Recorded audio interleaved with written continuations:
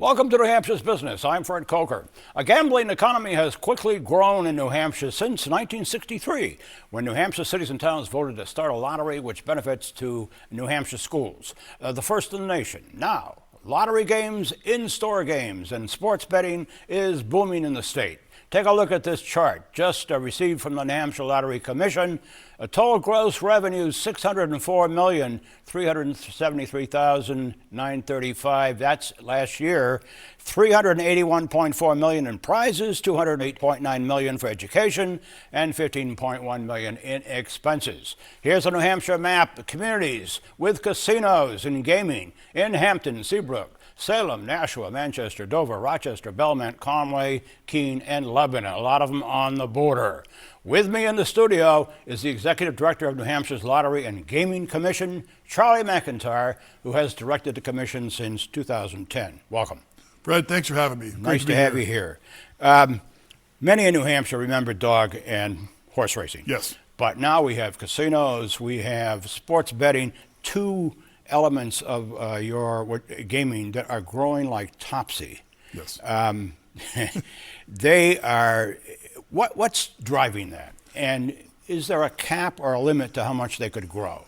Well, certainly the driver is every time the legislature allows a certain type of gambling, that type of gambling tends to be, once it's instilled in the state, it grows. And so State House approved and the governor signed sports betting. Yep. And so it went from illegal markets to legal markets. Yep. And so there's always been sports betting in the state. It was just illegal.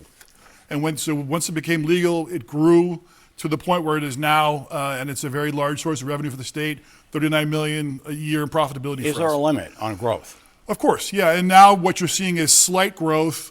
You're seeing the normal kind of business growth, market conditions affecting it. It's not the same. It went from 0 to 30 million in a couple of years. Yeah. Now you're seeing slight levels of normal growth of a business. Most of the casinos are owned out of state, as you know. Churchill Downs just took a majority stake in the Salem Casino, yes, for instance.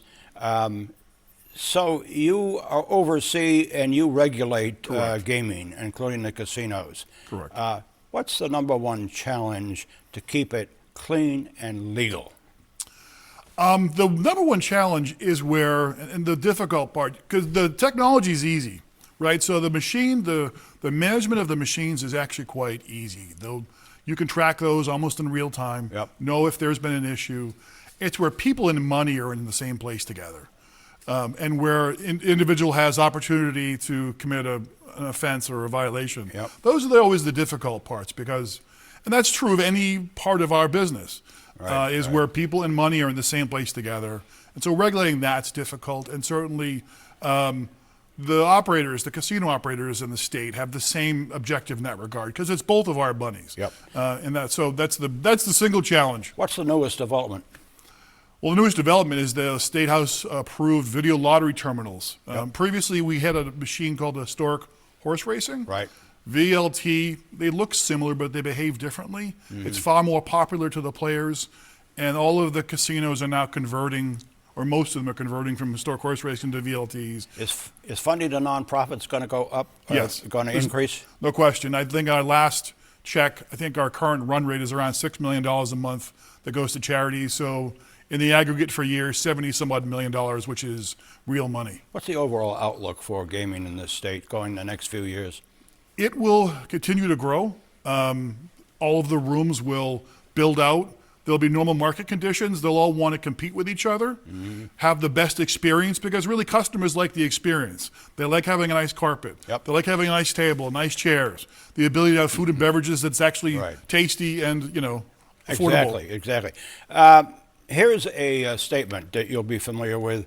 Spectrum believes it is now incumbent upon the state of New Hampshire to thoroughly assess the funding scope and efficacy of problem gambling, responsible gaming programs from a 360-degree perspective.